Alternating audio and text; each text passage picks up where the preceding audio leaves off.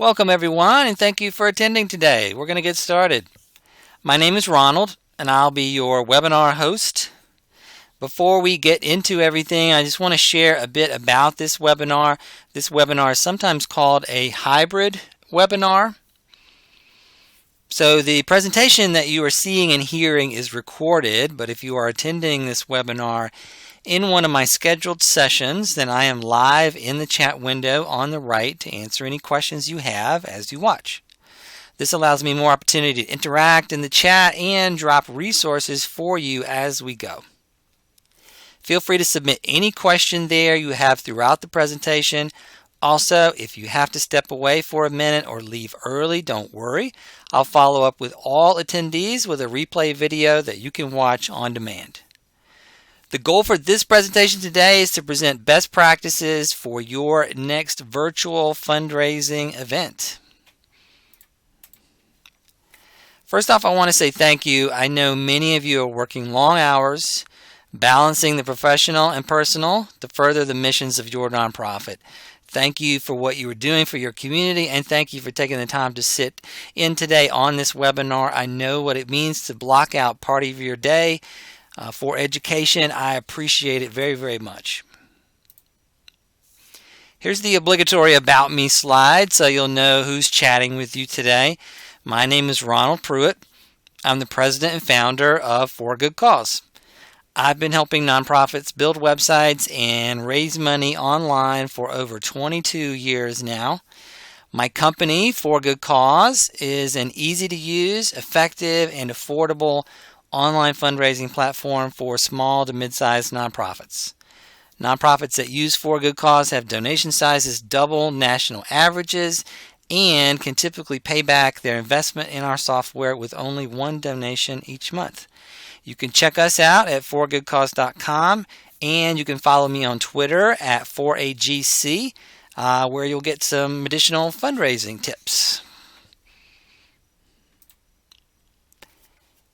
Here's what we'll be up to today. We're going to work our way through some tips to help your small nonprofit put on a successful virtual fundraising event. If you stick around to the end of the presentation, which I hope you will, I'll have a free resource for you, our virtual fundraising event timeline. This timeline will help you plan out the steps in your virtual event before, during, and after the event. My presentation today will line up very well with that document, so being on the webinar here, you're going to get a little preview of that. As we go along, if you have questions, post them in the chat. Again, if this is one of my scheduled sessions, I'm in there to answer them. If I don't get to your question, I will certainly follow up with you after. If you're watching this later as a recording and have questions, I'll give my contact info at the end of the presentation. Feel free to send me any questions you have there. Okay, here we go. Let's start by defining what we're talking about. What is a virtual fundraising event? A virtual event is simply an online gathering that allows you to connect with people remotely instead of in person. It's that simple. Before the COVID-19 pandemic, virtual events were typically for businesses with international or remote employees, allowing them to connect and interact, without that costly travel. But the pandemic has forced all businesses, nonprofits included, to embrace virtual events to connect with those that support them. For nonprofits, COVID-19 has meant the loss of traditional in-person events that were used for fundraising. So in this webinar, we're going to talk about how you can successfully raise money now in this virtual space. I imagine most all the nonprofits attending this webinar are in the same boat and have had to cancel in-person events, but I'd love to find that out. That might be what's prompting you to watch this webinar today. I'm going to drop a couple of poll questions for you to answer so your fellow attendees can see where they stand versus your experience. So look on the right side near the chat area there. For these questions. Have you had to cancel an in-person fundraising event? How soon do you plan to offer a virtual event instead? Feel free to also share in the chat area as we go along about the impact of the loss of in-person events that have had on your nonprofit. I know everyone would love to hear your experiences. I'll be as we go through this webinar, I'll be asking for that type of feedback from you guys so that we can all kind of share our experiences in the chat area and learn from each other. I'll give you just a moment to answer those questions and take a look at the results there from everybody else answering it as well.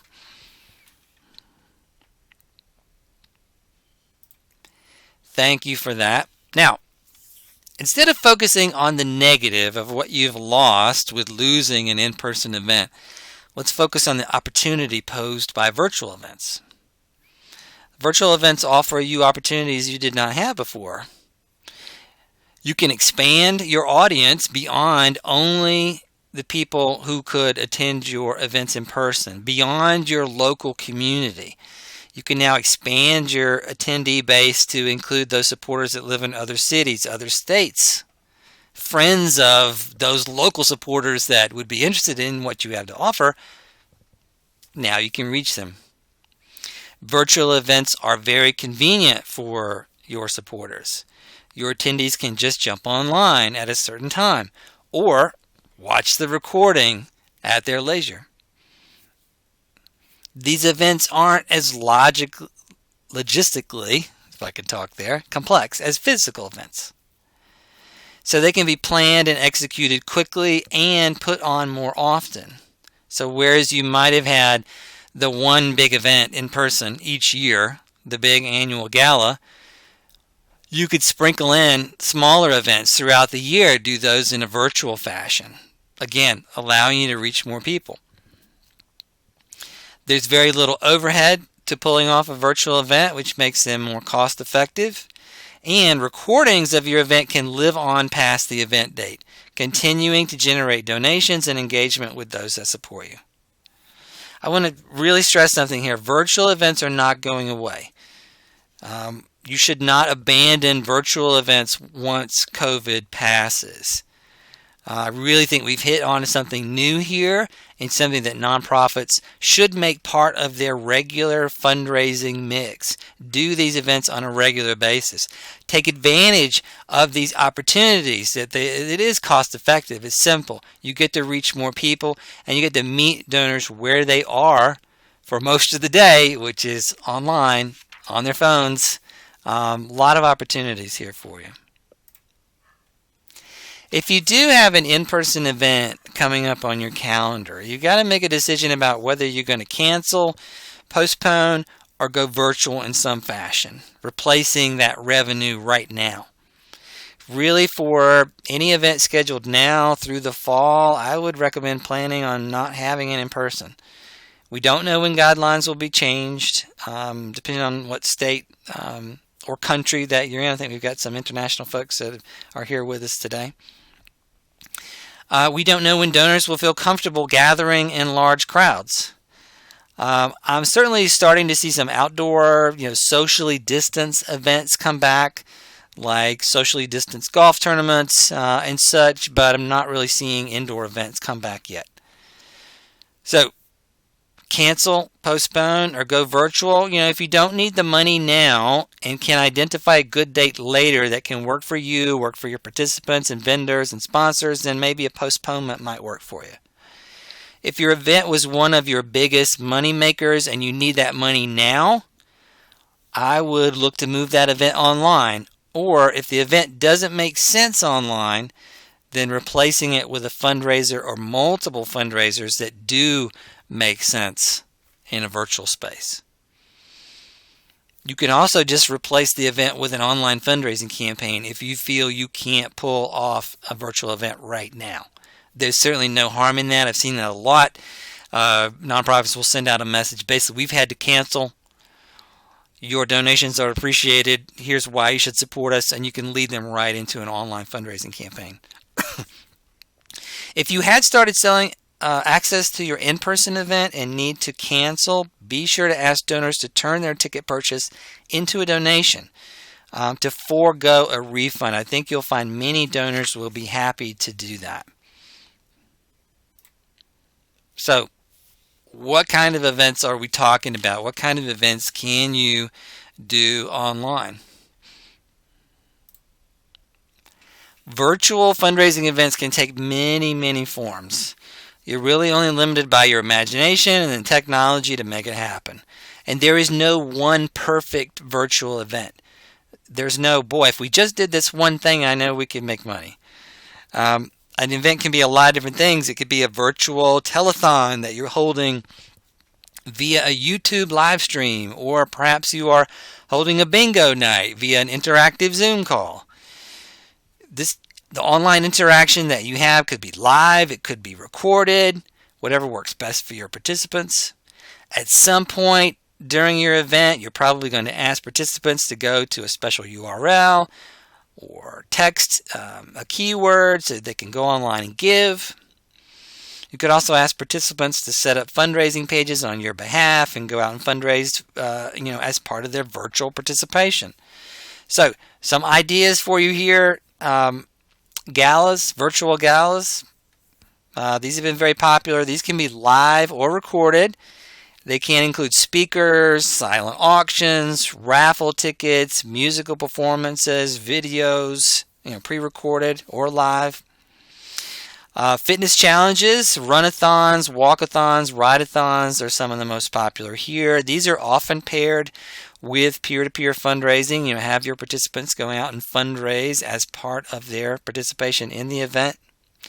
Gaming events, video games, board games, apps. There's a lot of options here for game nights. Trivia is a very popular one. Bingo, both of which are not too hard to pull off, especially for a small nonprofit.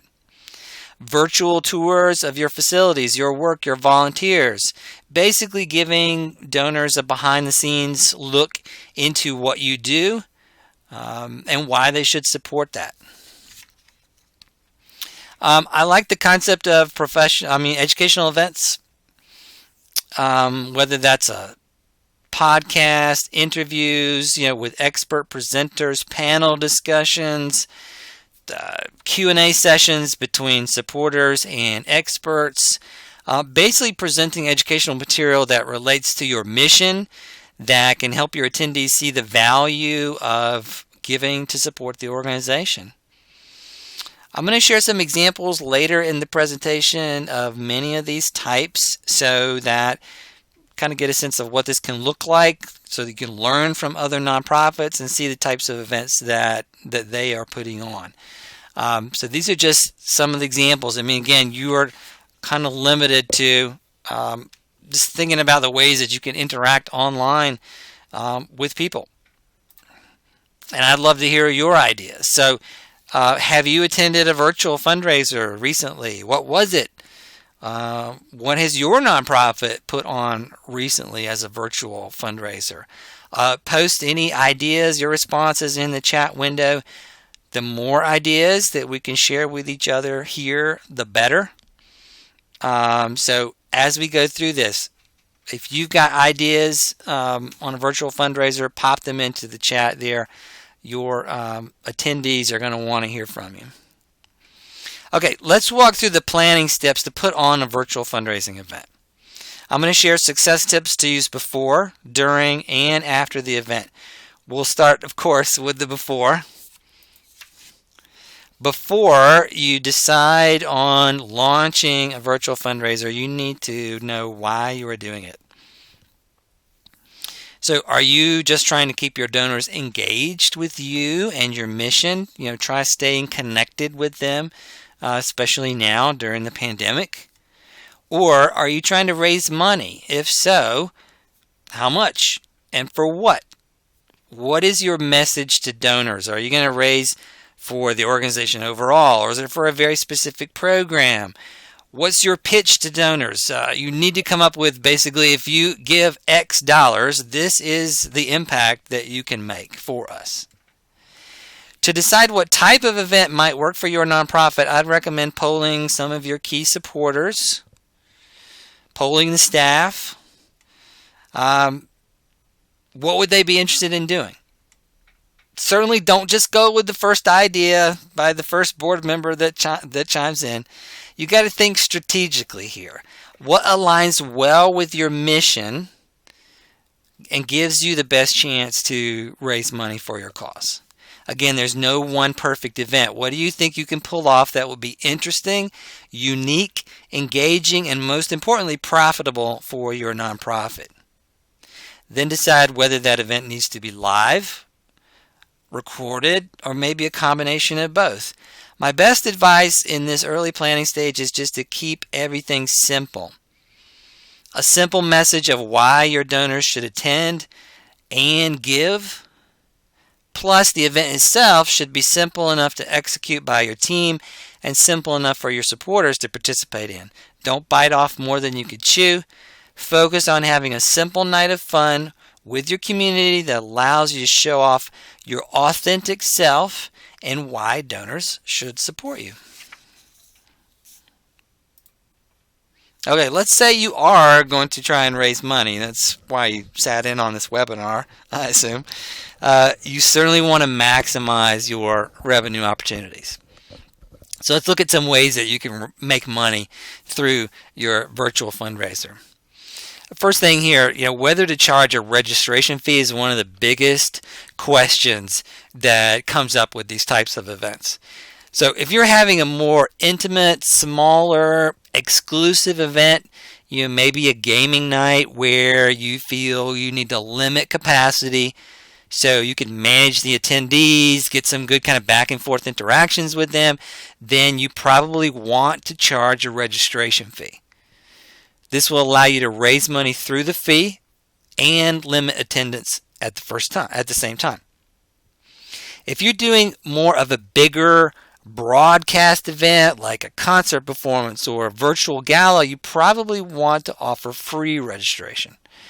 Registration helps you gather emails and other contact information of potential donors, but making it free will help you reach the most amount of people. Again, that's one of the benefits of the virtual fundraiser here, that you get an opportunity to really expand your reach beyond just the folks that could come to your in-person event. You can really expand that to their friend network. Now, you can still earn money before the event by combining free registration with an optional donation ask. So a good example of that is a recent virtual gala by a group called Southwest Christian Care. They offered free registration. So we're looking at their registration page that they use. So they offered free registration, but they had this box here that asked for an optional donation. Please consider giving an additional gift to support our organization. So this one little box, one little form field, helped them raise an extra $14,000 in advance of the event. So donors were appreciative of the organization, appreciative that they're putting on this event, that it's free, and they were happy to give a donation. $14,000 that they would not have had without making that optional ask. And you can make sort of an optional ask in the emails that you send out and other communications as you promote a big broadcast event that is going to be virtual. It's certainly important that up to, during, and after the event that you were asking for donations. One way that you can do that is to tie in peer-to-peer fundraising for your event. This is where you ask your event participants to build fundraising pages and go out and fundraise on your behalf. This works well with, typically with challenge events like running or walking, having supporters raise money as part of their participation. Here is an example from a group called Lacrosse the Nations. They use the sport of lacrosse to do some of their work in Central America, and they did a Squat for Good stay-at-home challenge. I guess squatting is a warm-up exercise in the sport of lacrosse. So sports lacrosse teams like Washington Lee University, and lacrosse players like Charlie B. Built fundraising pages and went out and fundraised for them. And they were able to raise close to $42,000 through this. They had to cancel a lot of their in-person events, so they turned to peer-to-peer fundraising to go out and fundraise for them.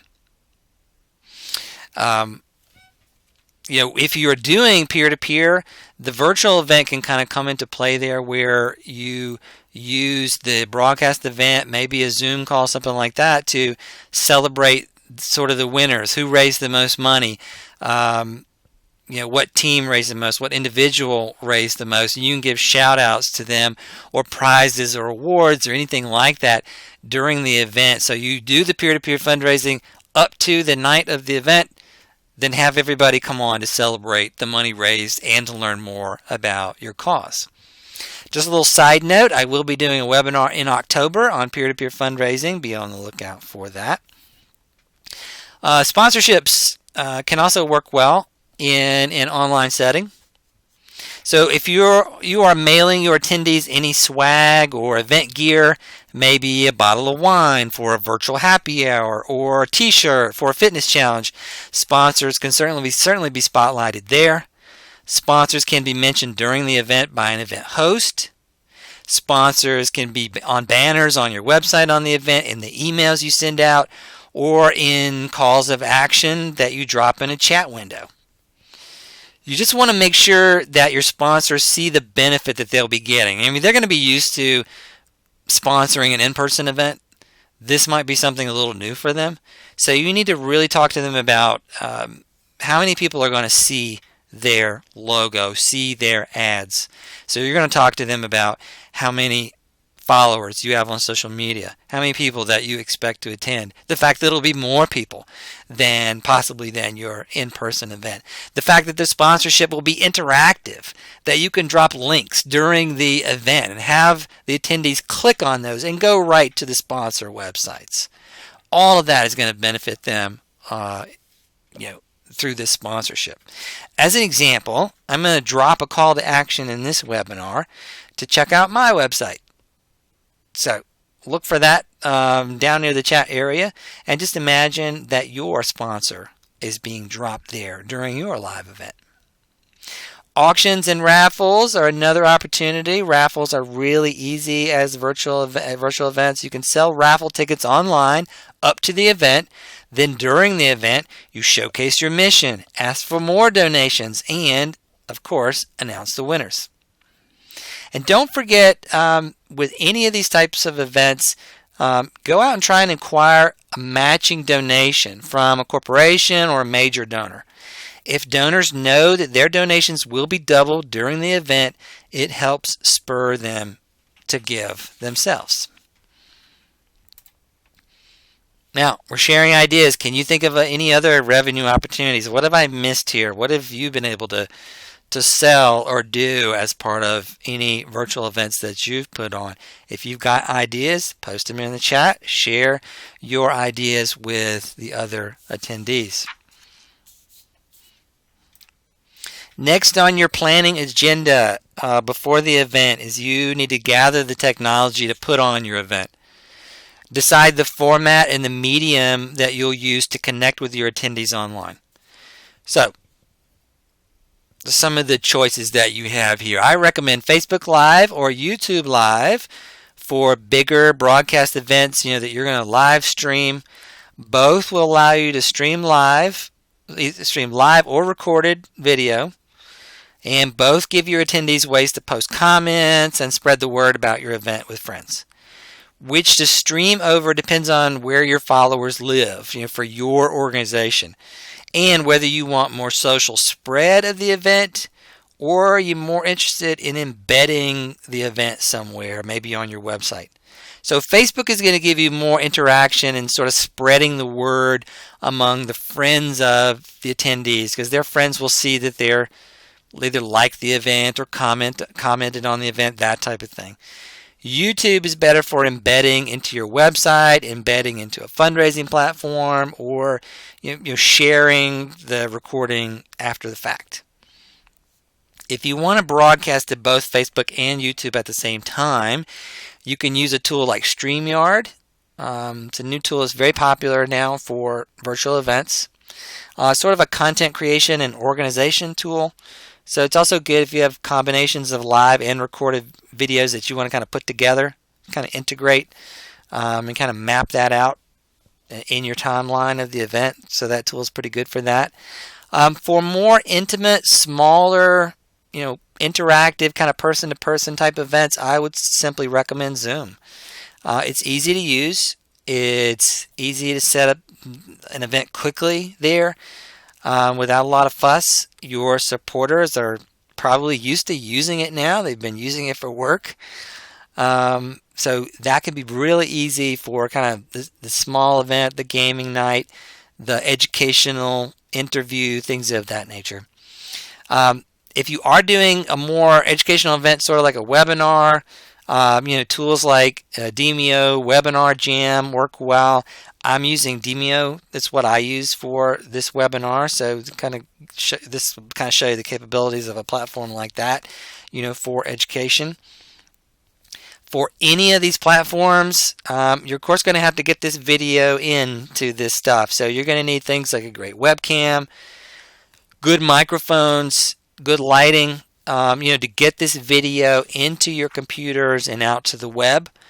I'm going to drop some links in the chat area with some additional resources for you on creating video and using some of these tools. There's lots of guides online about creating good video. If you can't find what you're looking for, you're still looking at how do I stream over YouTube, something like that, reach out to me. I will find the right guide for you if it's not one that we've already posted in there for you. And these are only some of the tools you can use. There's lots of things out there for creation and pushing out your video. So pick what works best for you, what works best for your audience, something you feel like that you can get a handle on and understand. Whatever you choose to kind of deliver the event, make sure it allows for interactions from your attendees and that you have plans for easy ways to get those attendees to your fundraising pages where you're going to fulfill those donations, get those gifts.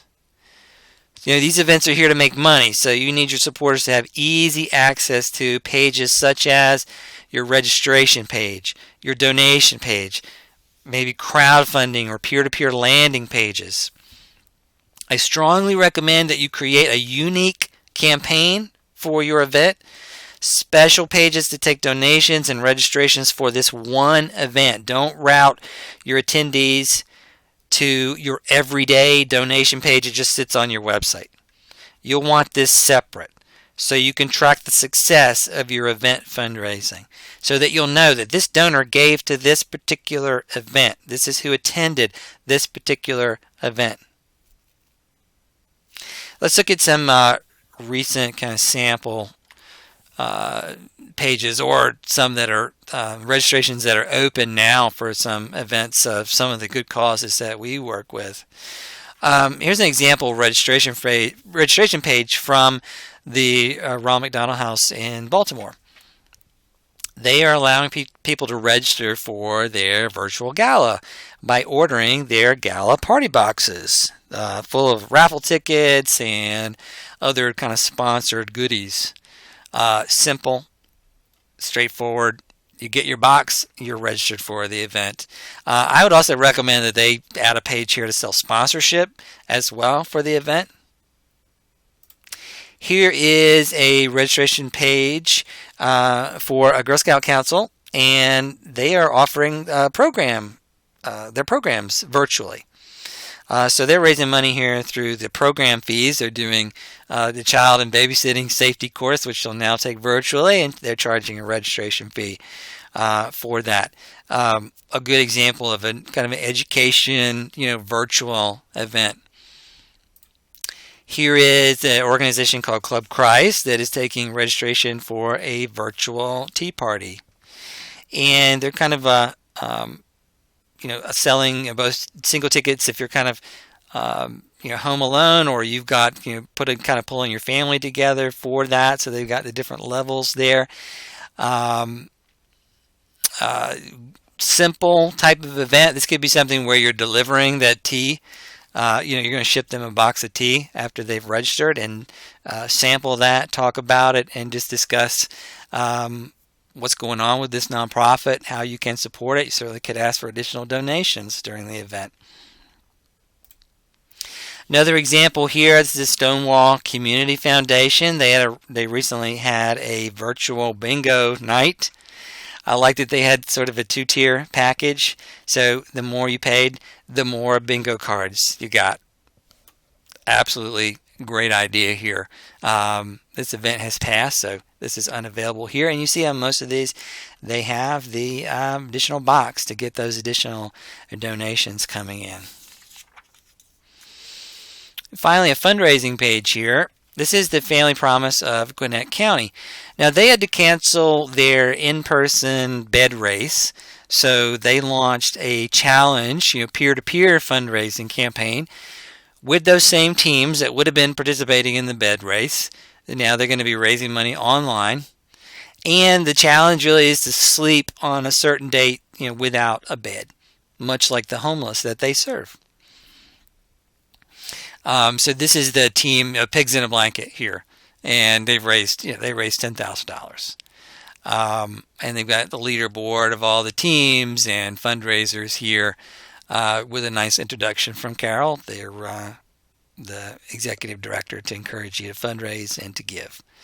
The key to any of these types of pages working well for you is that they are easy to use and they're easy to get to before, during, and after the event.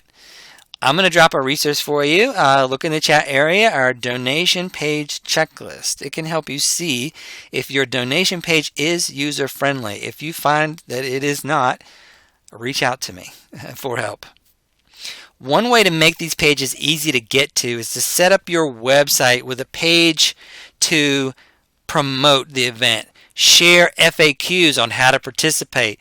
Share the date, how to register, how to donate. For a lot of people, this may be the first virtual event that they'll be participating in. So if you can have a page on your site that's dedicated, that's really going to tell them all about how to participate, how to get involved, where to go when the event happens, just a central place with all the information that's going to benefit you. Let's go back to that Southwest Christian Care example. So they built a page on their site to promote the event, a page where you could watch the event with links to donate, links to register, all on the same page. They also included their sponsors here.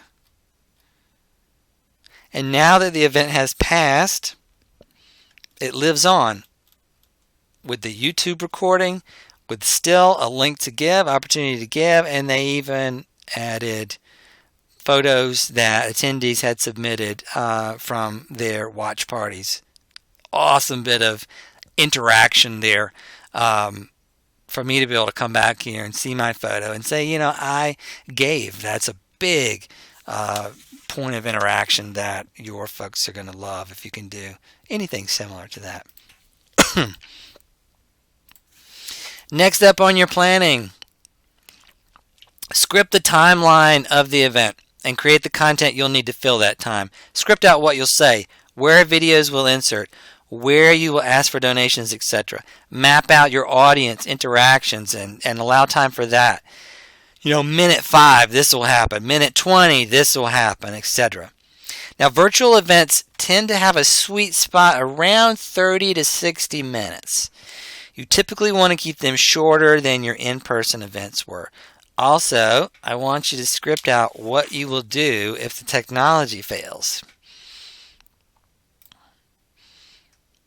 Next, it's time to start promoting.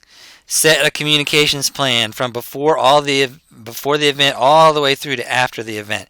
You need to walk yourself through details such as when do you need the event details up on your website? When will you start sending a save the date email? When will you open registration? Map out the emails and the social media postings to drive that registration. Map out the social media interactions you'll have during the event. Map out the thank you emails and the postings you'll do after the event. Make a calendar or spreadsheet that shows when you'll send out the communications for the event all throughout this timeline, and make sure all the parties are on the same page. Just to give you a sense of what these communications can look like, I want to just briefly kind of show some emails that I got from a recent kind of virtual gala. This is from the Lansu Chinese Garden in Oregon. So one of the first ones I got was telling me that my gift is going to be doubled during the event.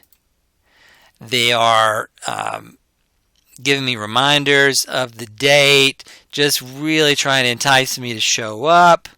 Another reminder, hey, don't forget to invite your friends. Hey, the date's getting closer. You can make a gift here, add it to your calendar, don't forget. And just right before you go live, another email for exactly where I can tune in and make a donation. These are just some of the types of communications that you'll be doing all throughout your communication plan. Finally, for your planning, do a test run.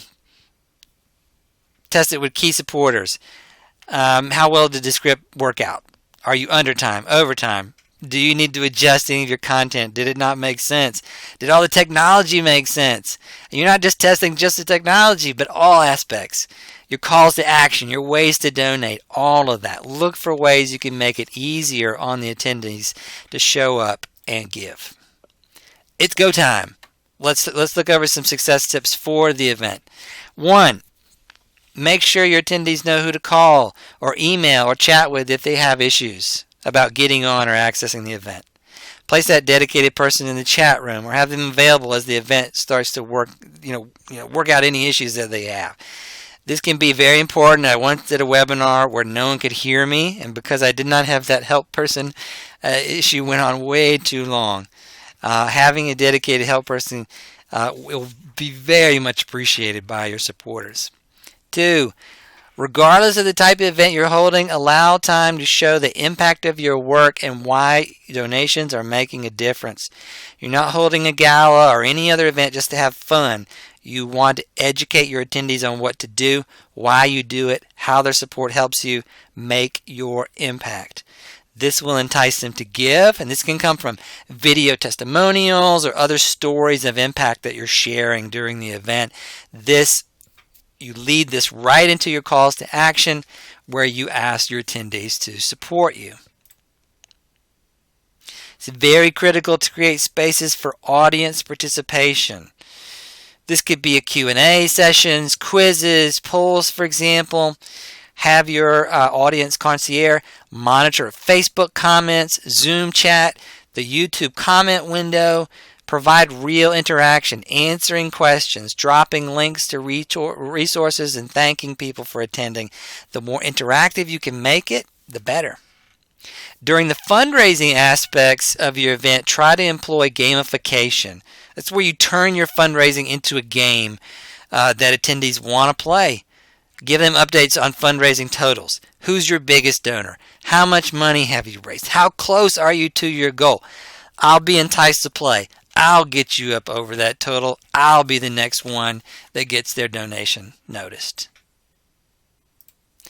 And of course, during the event, the audience participation you want most are donations. Again, this is going to lead in from your spotlight of your mission, what you're fundraising for, how a donation of a particular amount is going to make a difference.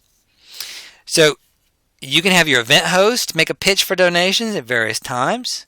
You can overlay your video with a short URL to reach the donation page. You could mention a text to give number and keyword that donors can use to also reach that donation page. If you have embedded your event into a page where donation links are also available, kind of like that Southwest Christian Care example, that's awesome as well. You simply want to make a compelling case for why a gift is needed and then make it easy for them to click to give. You also could just drop a URL in the chat window or demonstrate, I'm going to do that now just to kind of show you how it could work. I'll add a little donate now call to action, boom, that you can click on.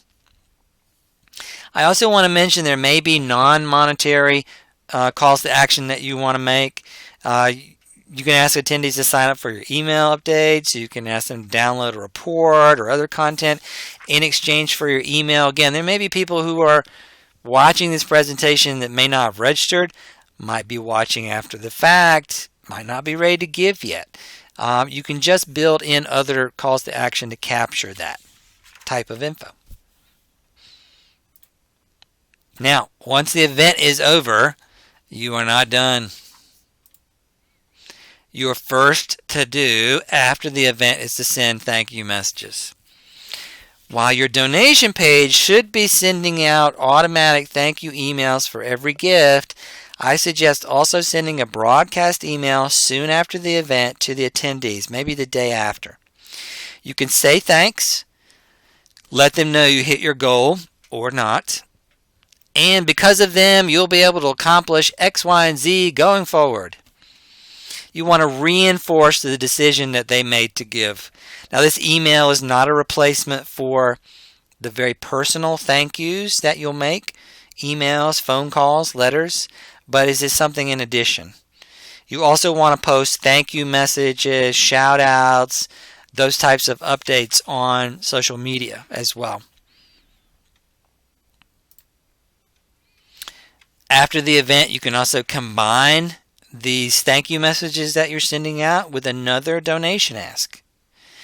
You can send attendees a link to watch the recording of the event and let them know that if they did not have a chance to give, they still can.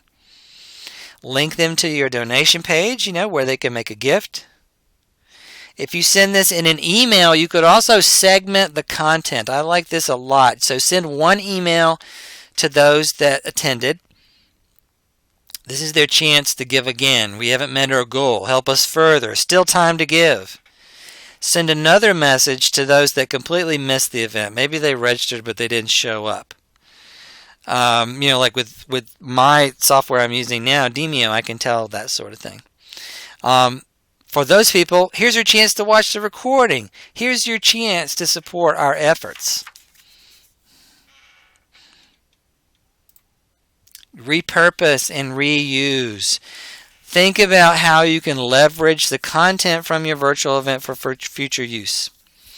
I mentioned embedding a recording of the event on your website. You can also use that recording to create short bite-sized videos for YouTube or other social media channels.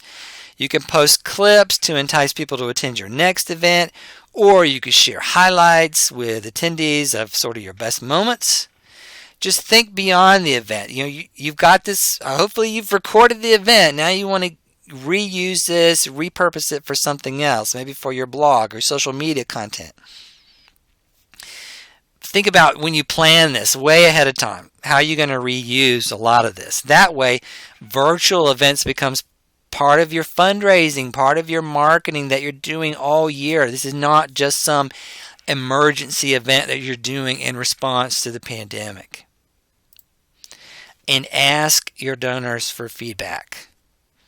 Ask these participants after the event what worked well, what did not, so that you can either replicate it or don't repeat it. Send attendees a survey that gathers their experience from the event. I'd keep this survey short and sweet. You could even go with something like, would you recommend this event to others and why?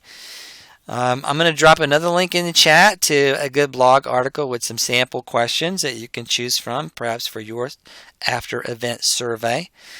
Incorporate this feedback into your own internal discussions with your team about what worked and what did not, how you can improve for your next virtual event.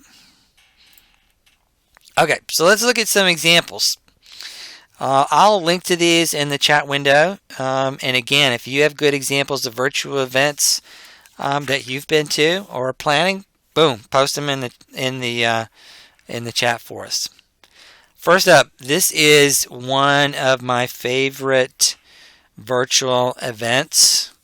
And a good example of pivoting from in-person fundraising to virtual with a lot of creativity and a lot of authenticity.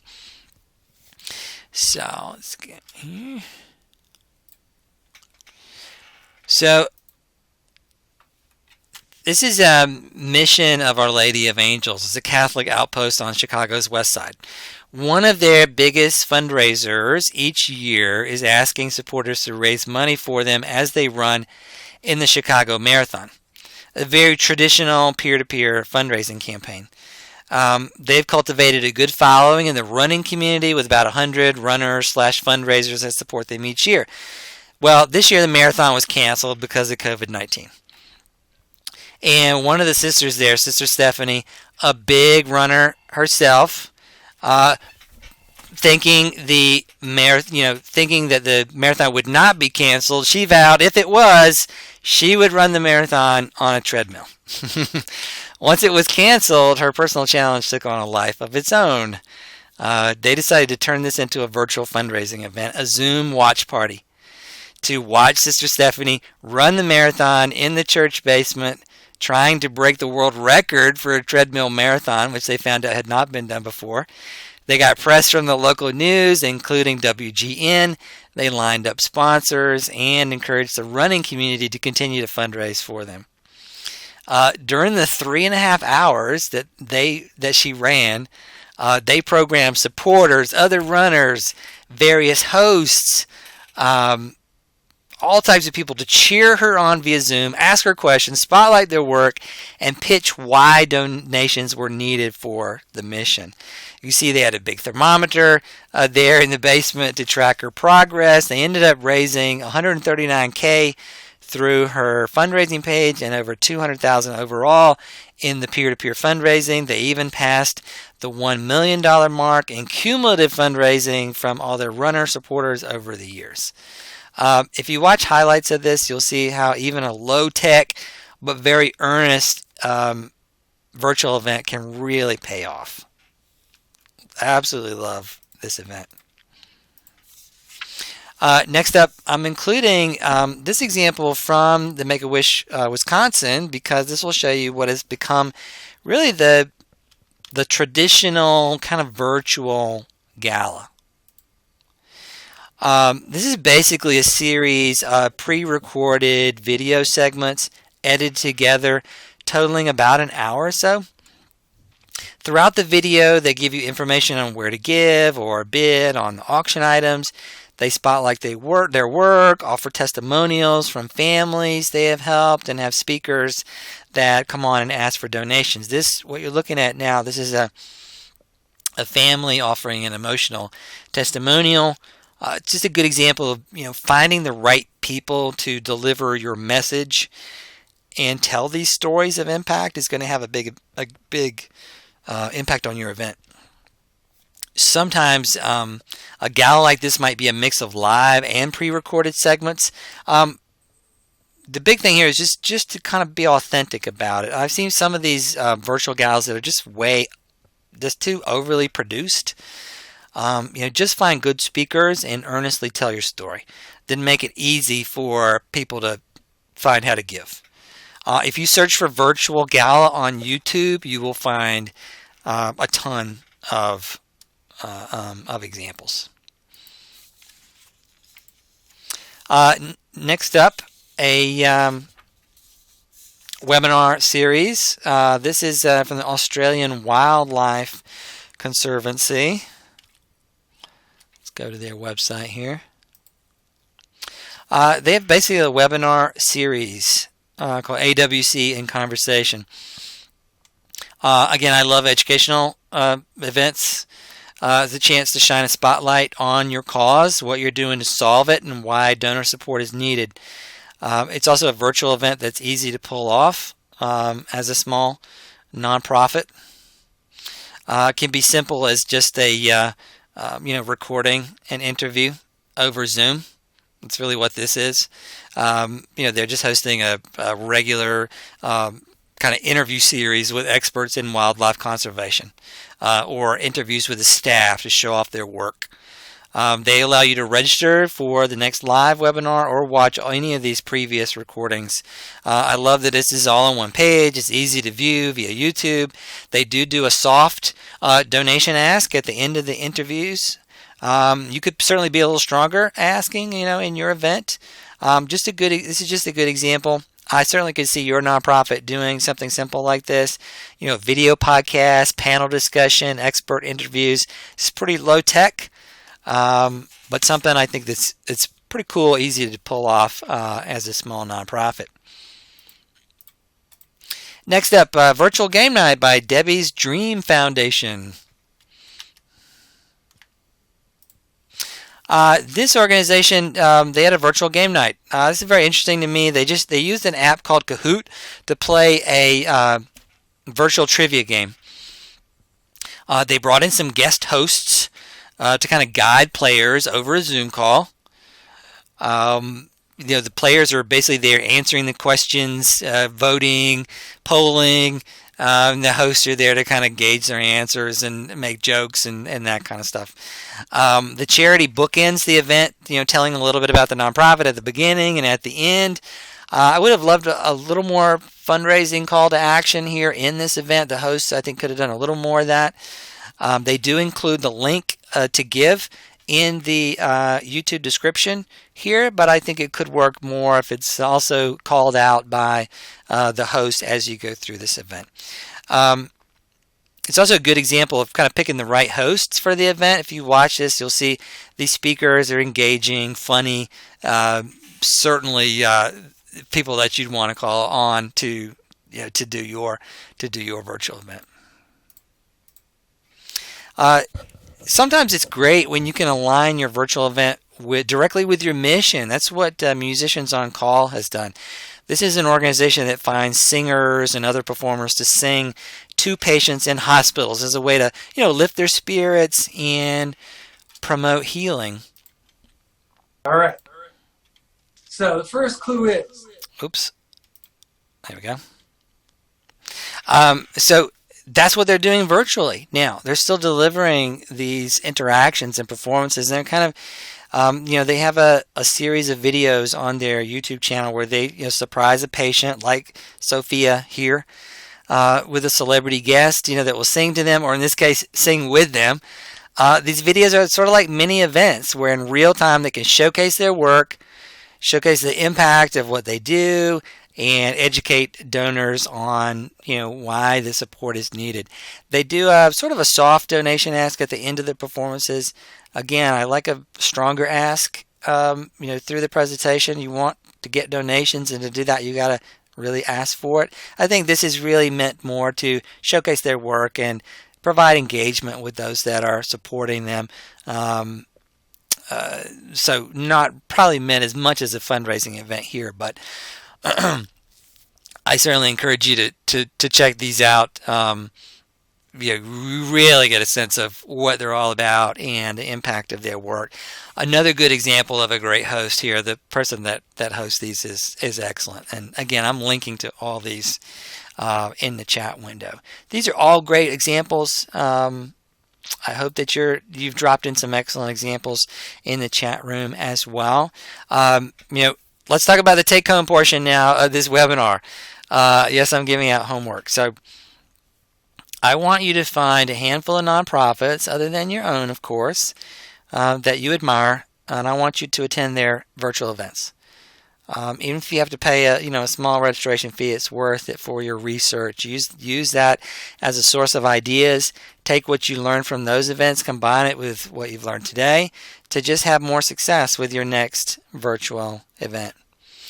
And again, if your nonprofit is hosting an upcoming virtual event, post a link to your website in the chat now. Invite others that are attending here today to attend your next event. Let's work together here. Let's do some networking. Let's pick up some attendees. While you are doing that, I'm going to drop a final resource into the chat area for you to download. This, and I appreciate you sticking around to this point. This is our virtual fundraising event timeline. This checklist will help you, run through these planning steps that we've gone over before, during, and after the event. We'd love any feedback you have on this document. Let us know how it works for you. And again, if you did not catch all the links and other resources I dropped into the presentation, no problem. I'll send all of this out with the replay video. And again, I want to thank you very much for what you're doing and for attending this webinar. It means a lot to me that you found some time for me today. I'm going to leave the session open just a few more moments to give you an opportunity to post any final questions that you have. Just drop them in the chat there. I will follow up on any question that's posted. If you're watching an on-demand recording, you can reach out to me here. Or if you're watching now, you can reach out to me here. This is my contact information. Feel free to send me any questions. If there's a resource that you don't get, reach out. I will get that to you. And again, if you missed anything, I'll send out a replay and all that in the next few days. Probably look for that sometime. Today's Thursday, so look for that on Monday or so. Thanks again. Thank you. We'll see you soon.